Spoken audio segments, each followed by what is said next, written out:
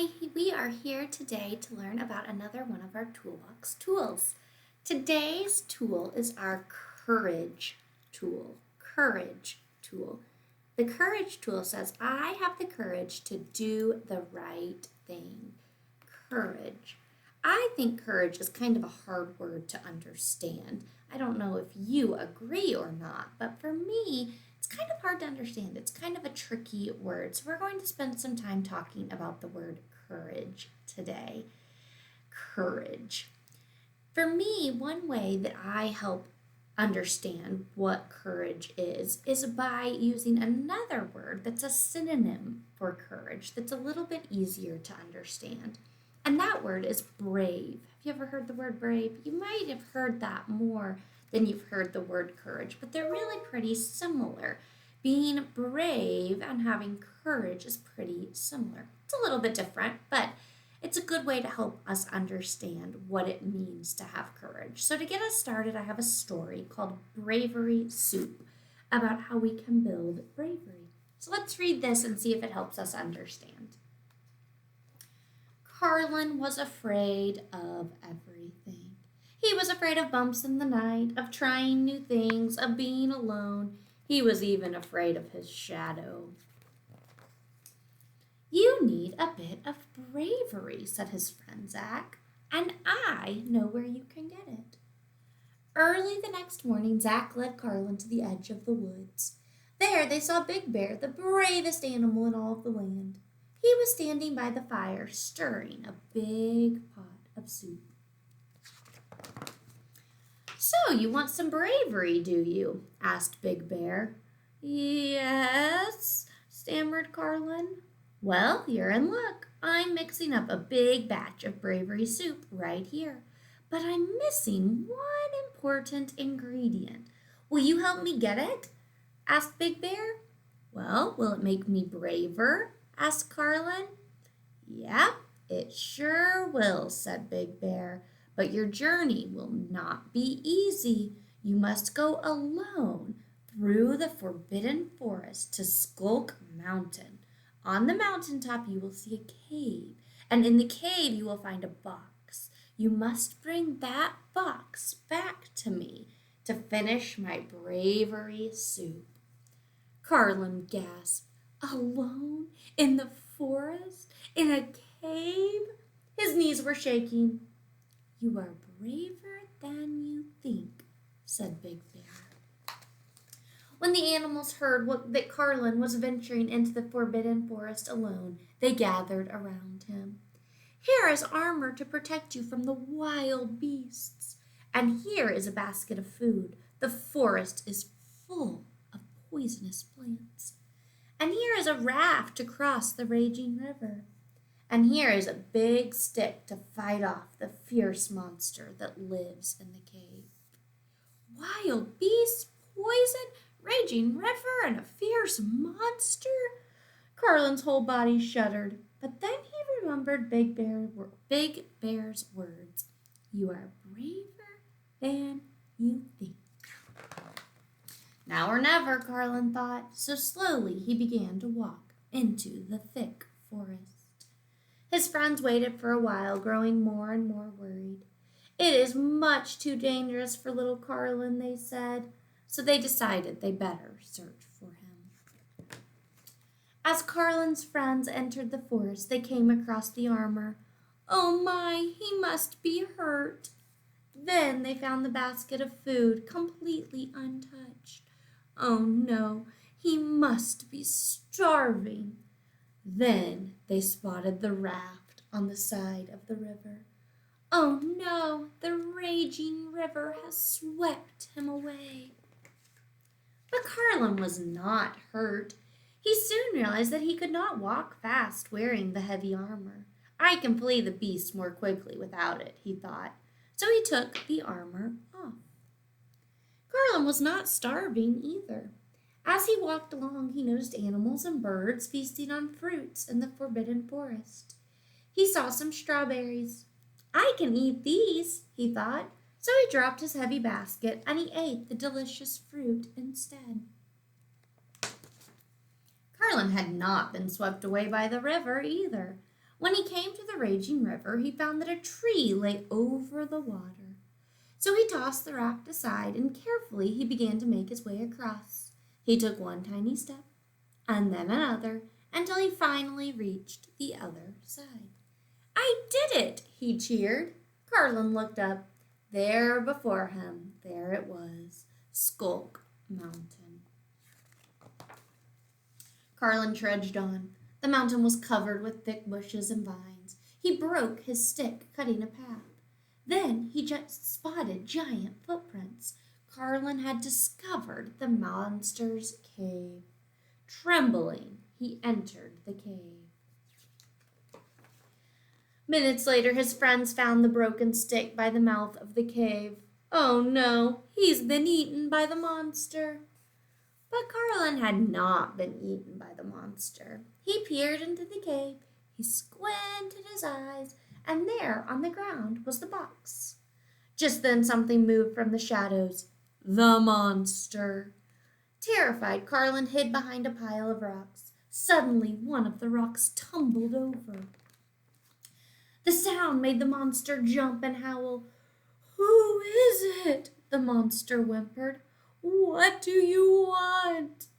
Carlin had cast a long, spooky shadow. Could this monster be scared of me? He thought. "My name is Carlin," Carlin said in his deepest, loudest voice. "I came for the box." "This box?" The monster tossed the box towards Carlin. Take it, he said. "Just please don't hurt me," begged the monster. Carlin grabbed the box and he ran from the cave, bumping right into his friends. "Run! The monster!" They all raced down the mountain, over the river, through the forest, and back to the edge of the woods. At last, the tired animals gathered around Big Bear's fire. Carlin carried the precious box. "Now it is time," said Big Bear. "Open the box." Carlin pried off the lid. Inside, the box was empty. Carlin was sad. "I'm so sorry, Big Bear. I didn't get the secret ingredient for bravery." "But you did," said Big Bear with a smile. "The box was always empty." "Do you mean my journey was for nothing?" asked Carlin in surprise.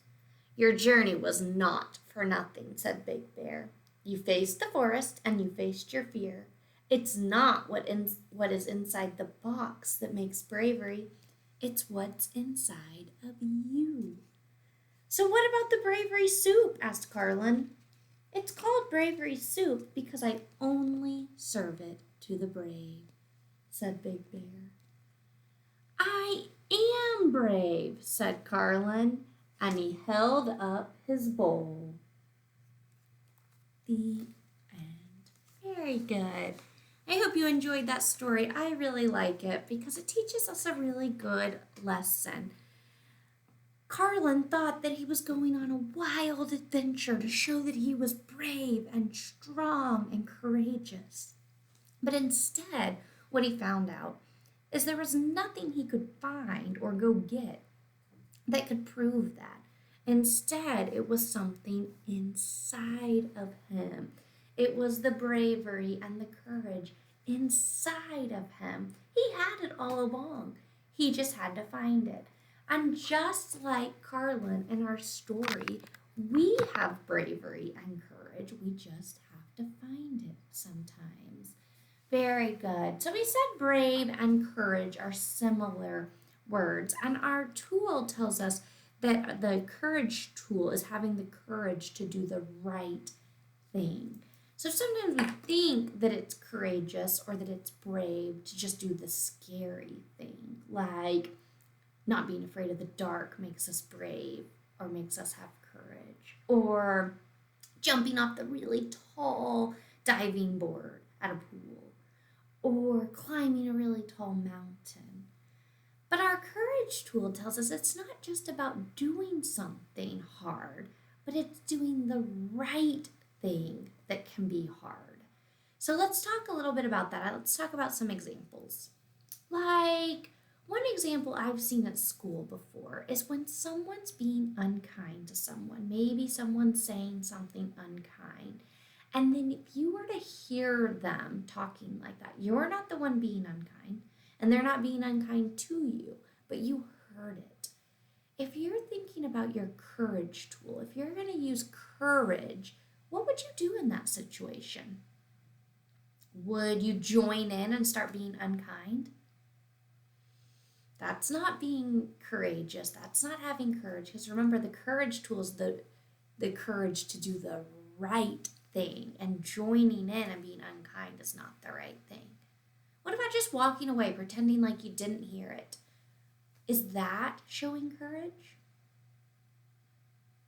Not really. Because, again, doing the right thing. That's doing nothing, so it's better than doing the wrong thing. But to do the right thing is what courage is. So what would be the right thing in that example? Could you tell an adult? Get an adult's help? That's having courage. Could you go to the person who's being unkind and say, hey, that's not funny. It's not funny to make fun of someone and to be unkind. We don't do that at our school. That's having courage. Could you ask the person who is getting treated unkindly to play with you? Show them kindness? Yep, that's having courage. Absolutely. Very good. The other thing that we want to remember in that situation is that it's not only having courage to do the right thing that's hard. Sometimes it's hard to stand up for somebody that is being treated unkindly. Sometimes it's hard to really stand up and do that right thing. So be sure and think about that the next time you have that type of challenge. Another example I wanted to talk about with our courage tool. Let's see what we think would be the right thing to do in this example. What if you're at a gas station with a friend and there's a row of candy down at the bottom and your friend notices that no one's watching the candy? There's not a worker near there. And your friend says, hey, no one will notice if we take this candy. Think about what our courage tool tells us we should do in that situation. Think about what having courage would look like if our friend was trying to get us to take something. I think using our courage tool would look like saying, hey, it's not cool to take things that aren't ours. Stealing is not cool. I'm not doing that. That's having courage. That's being brave. That's being strong. That is what we need to do to show courage and to be the best version of ourselves.